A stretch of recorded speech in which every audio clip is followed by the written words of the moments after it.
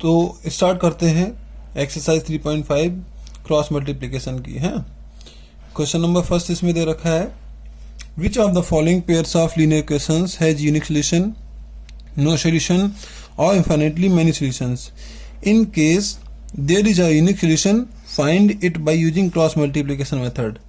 तो यहाँ पे क्या है, दो इक्वेशंस दे रखे हैं, तो इन दोनों इक्वेशंस को पहले मुझे चेक करना है कि इनमें यूनिक सोल्यूशन होंगे या कोई सोल्यूशन नहीं होगा या इनफाइनाइट सोल्यूशंस होंगे, है ना। और उसके बाद में फिर हमें क्या करना है, अगर यूनिक सोल्यूशन का मतलब क्या है, ओनली वन सोल्यूशन, जब एक सोल्यूशन आएगा उस केस में हमें क्या करना है, सोल्यूशन को करना है, सॉल्व करना है बाई क्रॉस मल्टीप्लिकेशन मेथड, ठीक है ना।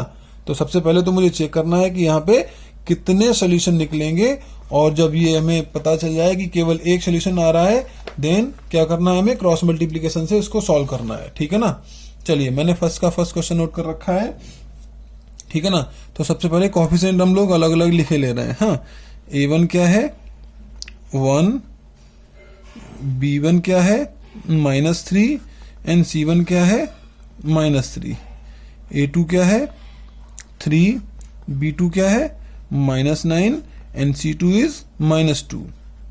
चलिए रेशियो निकालते हैं। हाँ, सोल्यूशन चेक करने के लिए हमें क्या करना पड़ेगा, रेशियोज निकालने पड़ेंगे सभी। A1/A2 क्या आ रहा है 1/3। सिमिलरली B1/B2 क्या आ रहा है -3/-9, माइनस से माइनस कैंसिल आउट हुआ, एंड 3 से 9, तो ये 1/3, एंड C1/C2 क्या आ रहा है -3/-2, दिस इज 3/2, ठीक है ना। तो आप ध्यान से देखिएगा, A1 जो फर्स्ट वाला रेशियो है और सेकंड वाला रेशियो है, ये दोनों रेशियोज तो कैसे हैं, इक्वल है, बट तीसरा रेशियो इक्वल नहीं आ रहा है, ठीक है ना। तो क्या हुआ, इट इज क्लियर, क्या क्लियर हो रहा है कि A1/A2 equals to B1/B2 is not equals to C1/C2। यानी पहले दोनों रेशियोज तो इक्वल आ रहे हैं, बट तीसरा रेशियो इक्वल नहीं आ रहा है। तो ये केस कौन सा है, this is the case of parallel lines. हाँ, therefore the lines are parallel. हाँ, लाइन्स कैसी हैं, पैरेलल हैं, और जब पैरेलल लाइन्स होती हैं तो क्या होता है, therefore there is no solution. हाँ, तो कोई सोल्यूशन नहीं आएगा, ये लाइन्स आपस में कहीं पे भी कट नहीं करेंगी, और जब कट नहीं करेंगी तो यहाँ पे कोई सोल्यूशन नहीं निकलेगा, ठीक है ना। तो यहाँ पे मुझे कोई सोल्यूशन नहीं मिल पाएगा, और जब कोई सोल्यूशन नहीं मिलेगा तो हम इसको क्रॉस मल्टीप्लिकेशन मेथड से सॉल्व नहीं करेंगे। हमें कब करना है सॉल्व, जब हमें कोई सोल्यूशन मिल जाए, यूनिक सोल्यूशन मिल जाए, एक सोल्यूशन मिले, उसी केस में हमें सॉल्व करना है, अदरवाइज हमें सॉल्व नहीं करना है, ठीक है ना।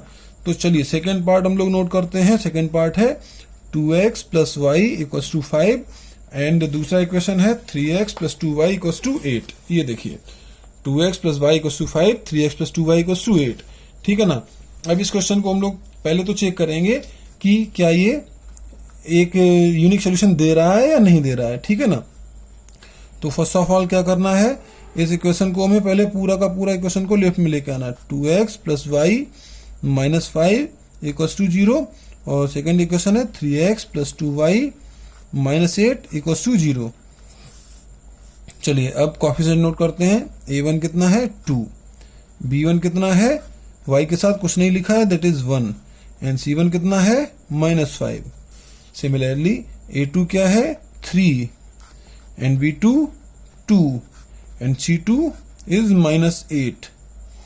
नाउ अब हमें क्या करना है, करस्पॉन्डिंग रेशियोज फाइंड आउट करने हैं। A1/A2 क्या आ रहा है 2/3, B1/B2 क्या आ रहा है 1/2, एंड C1/C2 क्या आ रहा है 5 माइनस माइनस कैंसिल 5/8। अब देखिए यहाँ से पहले दोनों रेशियोज इक्वल नहीं है, यानी ये क्लियर हो गया, जब पहले दोनों रेशियोज इक्वल नहीं होते हैं तो क्या होता है, ये आपस में इंटरसेक्टिंग लाइंस होती हैं और यहाँ पे यूनिक सोल्यूशन होता है। हाँ, तो इट इज क्लियर, क्या क्लियर है, A1/A2 is not equals to B1/B2। A1/A2 क्या आ रहा है 2/3 और ये 1/2, तो ये इक्वल नहीं है, और जब इक्वल नहीं है तो क्या होगा, therefore the lines are intersecting होंगी, तो देयरफॉर क्या होगा, यूनिक सोल्यूशन होगा। हाँ, यूनिक सोल्यूशन होगा, वन सोल्यूशन, एक सोल्यूशन निकलेगा, यूनिक सोल्यूशन। हाँ, और जब यूनिक सोल्यूशन निकलना है तो इस केस में हमें क्या करना है, इस वाले इक्वेशन को हमें क्रॉस मल्टीप्लिकेशन मेथड से सॉल्व करना है। तो क्रॉस मल्टीप्लिकेशन के लिए क्या करना है, ये जो आपके कोएफिशिएंट्स आए उनको एक साथ लिख लीजिए, 2 1 -5। चलिए देखते हैं, 2 1 एंड -5। और दूसरे वाले इक्वेशन के क्या कोएफिशिएंट थे, ध्यान से देखिए, 3 2 -8, 3 2 एंड -8। ठीक है ना। अब इसके बाद हमें क्या करना है, ये है x अपॉन इक्वल्स टू, ध्यान रखिएगा y जो होगा वो माइनस का लेना है हमें, इक्वल्स टू 1 अपॉन। अगर आप माइनस का नहीं लेंगे तो बाद में जो क्रॉस मल्टीप्लाई करेंगे वो पहले इधर से करेंगे फिर इधर से करेंगे, तो आप माइनस ले लीजिएगा तो सीधा सीधा रहेगा सभी में। x अपॉन क्या लिखा जाएगा, x के कोएफिशिएंट्स को ऐड करिए, दिस इंटू दिस, यानी 1 into -8 minus 2 into -5, y upon, हाँ तो y वाले कोएफिशिएंट को ऐड कर लीजिए, 2 इंटू -8 माइनस 3 इंटू -5 इक्वल 1। 1 का मतलब कांस्टेंट, कांस्टेंट वालों को हाइड कर लीजिए, 2 into 2 minus 3 into 1, 2 into 2 3 into 1। हाँ, ये हो गया। अब क्या करिएगा, सॉल्व कर लीजिए इनको, x अपॉन 1 8 जा 8 -8, और ये दोनों माइनस के साइन है तो प्लस हो जाएगा, 2 5 जा 10 इक्वल्स टू माइनस y 2 8 जा 16, और माइनस माइनस प्लस 3 5 जा 15 इक्वल्स टू 1 अपॉन 2 2 जा 4 -3। ये देखिए क्या आ रहा है, x upon 2 equals to minus y upon -1 equals to 1 upon 1। ये माइनस से माइनस कैंसिल हो गया। चलिए अब एक एक करके इनको कंपेयर करते हैं। हाँ, now x upon 2 equals to 1 upon 1, या x equals to 1 into 2 upon 1, या इसका आ गया x इक्वल्स टू 2। सिमिलरली इसी तरह से क्या करना है, y की वैल्यू भी हमें फाइंड आउट करनी है, y upon 1 equals to 1 upon 1 और y इक्वल्स टू 1। तो यही दोनों वैल्यूज आ गई, x की और y की, यानी x क्या आ गया 2 और y क्या आ गया 1। This is the answer. Okay students, clear है। चलिए अब सेकेंड क्वेश्चन देखते हैं इसी एक्सरसाइज का। सेकेंड, हाँ, for which value of a and b the following pair of linear equations have an infinite number of solutions. हाँ, यहाँ पे लिखा है इनफाइनाइट नंबर ऑफ सॉल्यूशन, ठीक है ना। तो ये दो इक्वेशन लिखे हैं हमारे पास में, तो a और b की कौन सी वैल्यू के लिए क्या होगा, इन दोनों इक्वेशंस के इनफाइनाइट नंबर ऑफ सॉल्यूशंस निकल के आएंगे, है ना। चलिए अब हमें a और b की वैल्यू फाइंड आउट करनी है। मैंने इक्वेशन पहले ही नोट कर रखे हैं, तो सबसे पहले हमें क्या करना है, पूरे इक्वेशन को लेफ्ट में लेके आना है, ठीक है ना। यानी 2x plus 3y minus 7 equals to 0, और दूसरा इक्वेशन क्या है, a minus b x plus a plus b y, और ये पूरा जब आप इधर लेके आएंगे इसको एक ब्रैकेट में रख लीजिए, या हाँ ब्रैकेट में ही रखे लेते हैं, तो ये पूरा का पूरा आ जाएगा 3a plus b minus 2 equals to 0। ये पूरा आपका इधर आके माइनस का हो गया, ठीक है ना। चलिए अब हम लोग कोएफिशिएंट निकालते हैं। पहले वाले इक्वेशन में a1 क्या है 2, v1 क्या है 3 एंड c1 क्या है -7, ठीक है ना। इसी तरह से इक्वेशन नंबर 2 में a2 क्या है a माइनस बी, b2 क्या है a plus B, and c2 क्या है minus times 3a plus v minus 2, ठीक है ना। तो अब हमें क्या निकालना है, for infinite solution, infinite number of solutions. Infinite number of solutions के लिए क्या होना चाहिए कंडीशन, इनफाइनाइट सॉल्यूशंस के लिए क्या चीजें होती हैं कि तीनों ही रेशियो आपस में इक्वल होते हैं, ठीक है ना, यानी कोइंसिडेंट लाइंस होती हैं। इनफाइनाइट सॉल्यूशंस के लिए क्या होता है, a1 upon a2 equals to b1 upon b2 equals to c1 upon c2। अगर ये कंडीशन फॉलो कर जाती है तो क्या होता है, इनफाइनाइट सॉल्यूशंस हो जाते हैं, ठीक है ना। तो हमें क्या करना है, इनफाइनाइट सॉल्यूशंस दे रखे हैं और आपको ए और बी की वैल्यू निकालनी है। तो चलिए यहीं पे रेशियो में ये चीज रख देते हैं। तो a1 क्या है 2 upon a minus b equals to b1 क्या है 3 upon a plus b equals to c1 क्या है -7 upon minus 3a plus b -2, minus से माइनस कट गया, ठीक है ना। अब देखिए एक एक करके आप कंपेयर कर लीजिए इनको, ठीक, इनको कंपेयर कर लीजिए, इनको कर लीजिए या इनको कर लीजिए, कहीं से भी कंपेयर कर लीजिए। पहले हम इन दोनों को कंपेयर कर लेते हैं, ठीक है ना, पहले दोनों को। Now 2 upon a minus b equals to 3 upon a plus b, यहां से क्रॉस मल्टीप्लाई कर लीजिए, तो ये हो जाएगा 2a plus 2b equals to 3a minus 3b। आप इसको इधर लेके आइएगा और b को उधर ले जाइए, ये आपका हो जाएगा 2a minus 3a equals to minus 3b minus 2b, यानी माइनस a इक्वल्स टू, ये सेम साइन है, ये ऐड हो जाएंगे माइनस का 5b, यानी a इक्वल्स टू क्या आ गया 5b, ठीक है ना। आप क्या करिए, सेकेंड और थर्ड से आप कंपेयर कर लेते हैं। सेकेंड रेशियो क्या था 3 upon a plus b equals to 7 upon 3a plus b minus 2। Okay, again cross multiply कर लीजिए, ये हो जाएगा 3 3 जा 9a plus 3b minus 6 equals to 7a plus 7b। चलिए सबको इधर लेके आते हैं, 9a minus 7a plus 3b minus 7b, 6 को आप इधर लेके आ जाओ। हाँ, 9a में से 7a जा रहा है तो बचा है 2a, ये डिफरेंट साइन है तो माइनस हो जाएंगे 4b इक्वल्स टू 6। देखिए a की वैल्यू कितनी दे रखी है, आप निकाल चुके हैं, a इक्वल्स टू 5b, तो a की जगह पे क्या रख दीजिए 5b minus 4b equals to 6, 2 5 जा 10b minus 4b equals to 6, यानी 6b इक्वल्स टू 6, तो b इक्वल्स टू आ गया 6 अपॉन 6, b आ गया 1, b1 आ गया, तो देयरफॉर a इक्वल्स टू कितना था 5b, तो a इक्वल्स टू 5b में b की वैल्यू रख दीजिए, a equals to 5।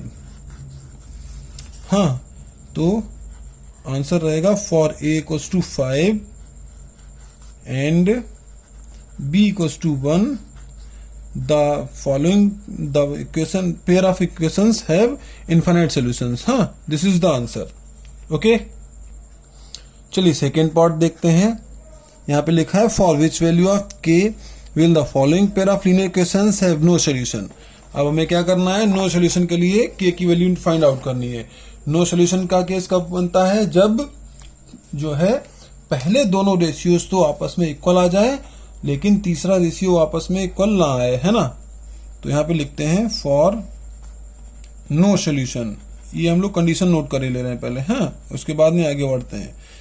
a1 upon a2 equals to b1 upon b2 is not equals to c1 upon c2, यानी पैरेलल लाइंस जब हो जाती हैं, लाइंस पैरेलल हो जाएंगी तो वो इंटरसेक्ट नहीं करेंगी तो कोई सोल्यूशन नहीं निकलेगा, ठीक है ना।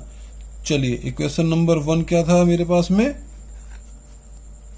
3x प्लस वाई, और 1 को आप लेफ्ट में ले आइए equals to -1, sorry -1 equals to 0। इसी तरह से इक्वेशन नंबर 2 क्या था, 2k minus 1 into x plus k minus 1 into y और माइनस 2k प्लस 1 ब्रैकेट में लेके रख लिया मैंने इक्वल्स टू 0, ठीक है ना। अभी कोएफिशिएंट्स नोट करते हैं, a1 कितना आ रहा है 3, b1 कितना आ रहा है 1 एंड c1 कितना आ रहा है -1। सिमिलरली a2 कितना आ रहा है ट्वाइस k माइनस 1, b2 क्या आ रहा है k माइनस 1 एंड c2 क्या आ रहा है -2k प्लस 1, ठीक है ना। This is the value of a1 b1 c1 a2 b2 c2।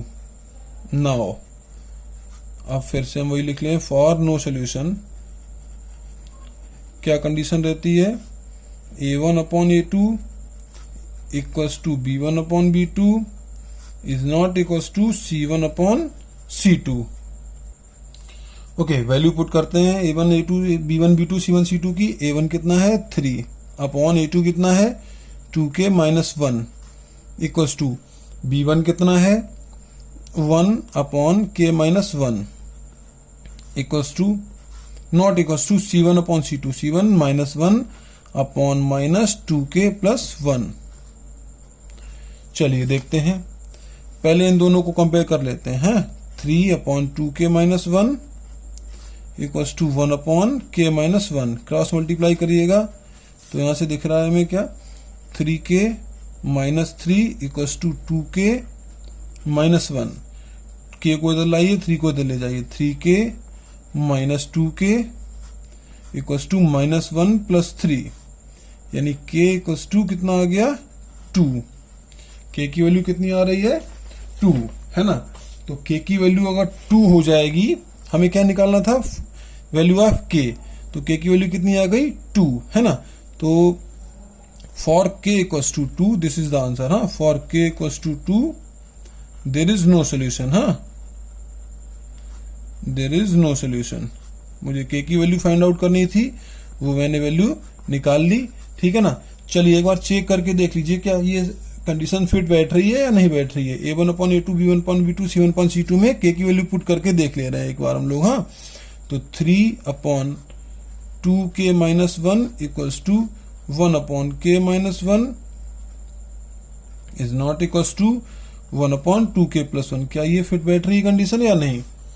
Okay, 3 upon 2 value क्या आई k की 2 minus 1 1 upon 2 minus 1 not equals to 1 upon 2 into 2 plus 1। तो देखिए 3 अपॉन 2 2 जा 4 माइनस 1 1 अपॉन 1 1 अपॉन 2 2 जा 4 प्लस 1। ये देखिए क्या हुआ 3 अपॉन 3 यानी 1, यहाँ पे भी 1 and not equals to 1 upon 5। देखिए कंडीशन बिल्कुल फिट बैठ रही है, एकदम से सही है, यानी k equals to 2 is the answer. ठीक है ना। ओके डियर स्टूडेंट्स, चलिए आज की वीडियो में हम लोग इतना ही रखते हैं। बचे हुए क्वेश्चंस को हम लोग नेक्स्ट वीडियो में करेंगे। अगर आपको ये वीडियो पसंद आई हो तो प्लीज चैनल को लाइक, सब्सक्राइब और शेयर जरूर कीजिएगा। Thank you very much.